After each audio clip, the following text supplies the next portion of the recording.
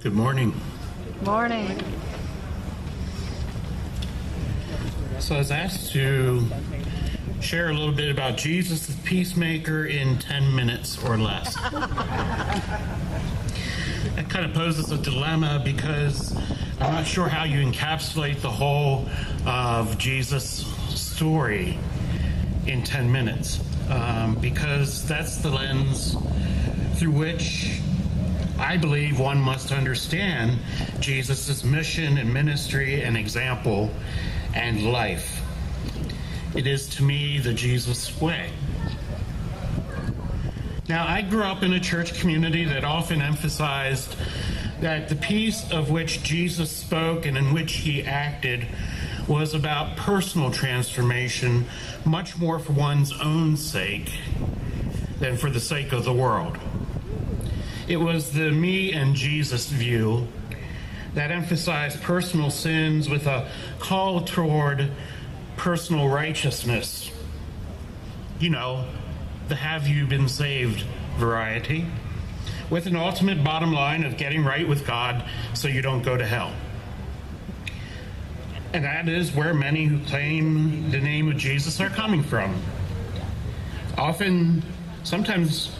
Very often leading to an obsession with personal goodness or badness and judgment of others, while concern for societal global justice often takes a backseat. As I grew older, I was fortunate to have come along in my life ministers and teachers and an awareness of other perspectives in my denomination that emphasized another lens through which to understand Jesus the peacemaker, the one who challenged through many means what it means to be striving toward and praying for God's kingdom, God's realm, to come on earth as in heaven. On earth as in heaven. So I began to see anew and more powerfully the good news of Jesus embodying God's desired realm of peace on earth. Jesus repeatedly acts through individual contact to cross boundaries of culture and class and race and gender, religion and empire, unquestioned allegiances to traditions and customs.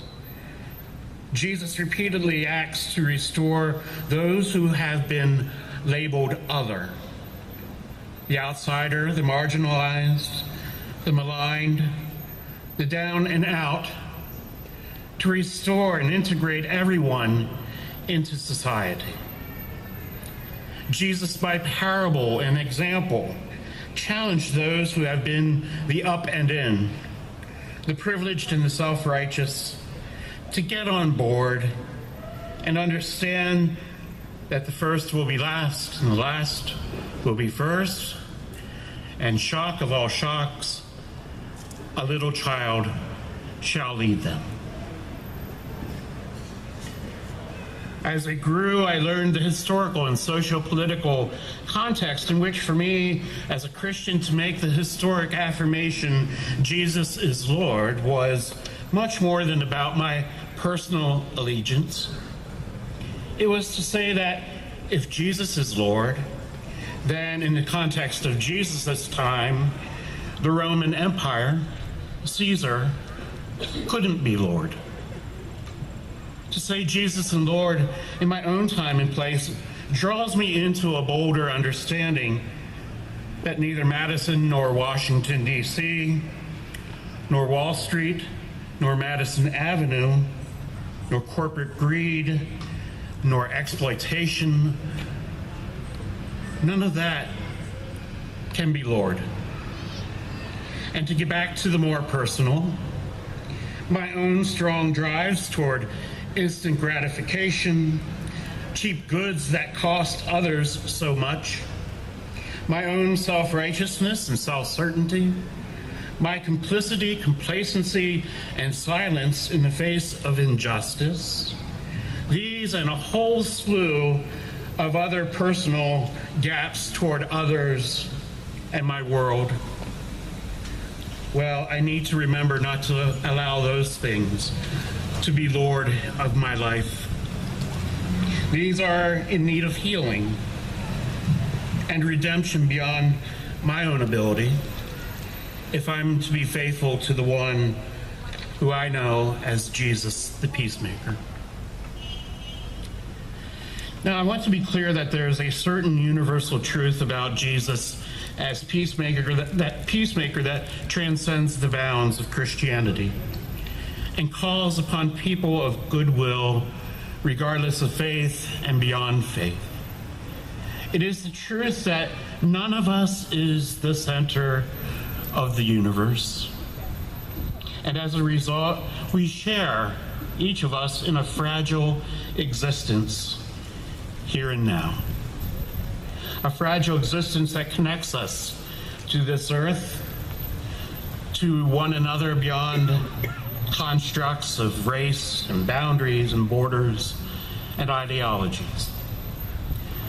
And yet, while none of us is the center of the universe, each of us in so many ways, each of us shares an important part through our individual words and deeds in growing and nurturing ways of peace. To close, I want to share a prayer written anonymously for you. May we be blessed with discomfort at easy answers and half-truths and superficial relationships so that we live deep in our hearts. May we be blessed with anger at injustice, oppression, and exploitation of people and the earth so that we will work for justice, equality, and peace. May we be blessed with tears to shed for those who suffer, so we will reach out our hands to comfort them and change their pain into joy.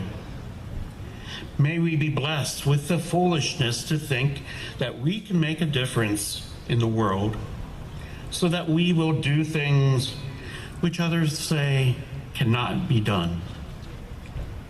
And may we be blessed to know more and more the realm of peace in our hearts and in our world. Thank you.